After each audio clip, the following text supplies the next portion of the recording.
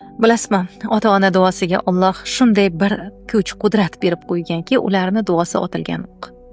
Har bir ota-ona o'zlari yeta olmagan darajaga farzandini yetmog'ini tilaydi. Ba'zan otasidan, onasidan shikoyat qiladiganlar bor, unutmang.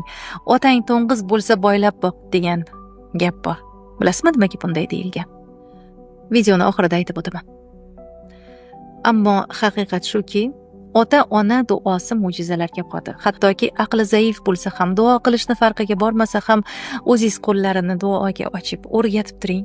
Mayli aljirab so'zlari og'zidan tushib ketsa ham duosini oling. Demang, ha endi ruhiy kasalda aytib qo'ydi-da deb. Ixlos bilan amin deng. Mayli hozir emasdir, balkim oradan yillar o'tar, lekin ishoning, baribir ko'rasiz ijobatini. Alloh asrasin, duoibat qilsa, uni ham tortasiz. Hammani o'zini oyog'idan osadi, otangiz